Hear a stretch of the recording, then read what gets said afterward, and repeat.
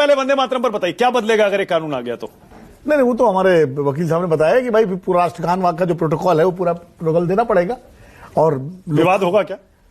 देखिए, विवाद तो इस देश में खाने पीने में भी हो जाता है, सांस लेने में भी हो जाता है विवाद। तो ये भारत भूमि विवाद की धरती है। विवाद तो किसी भी हो सकता है।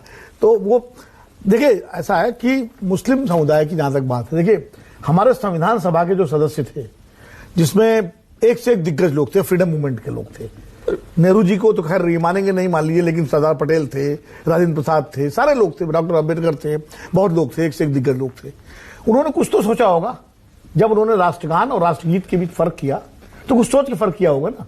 वो सारे लोग तो देशद्रोही या उनको नहीं कह सकते आप, उनको सर्टिफिकेट नहीं दे सकते, या देशभक्त नहीं थे, या कम देशभक्त थे। तो अगर उन्होंने उस समय राष्ट्रगान और राष्ट्रगीत के बीच में एक फर्क रखा तो कुछ सोच के रखा होगा।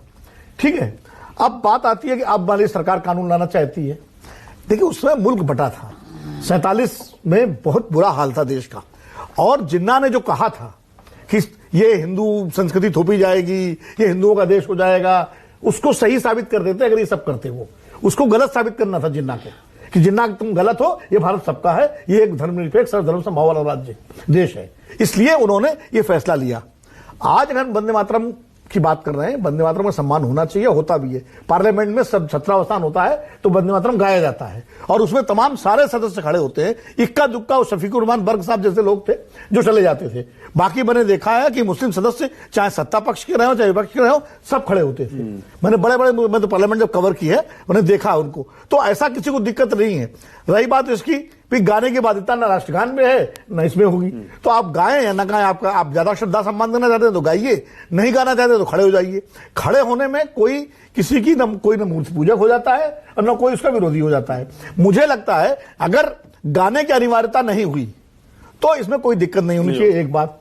दूसरी बात, जो 2 स्टैंजा हैं जो स्वीकृत हैं, सिर्फ वही है, उनमें तो कोई हिंदू देवी देवता का नहीं है, इसलिए उनको रखा गया। उसके बाद जो देवी देवताओं का जिक्र किया वो भी इसमें शामिल होंगे।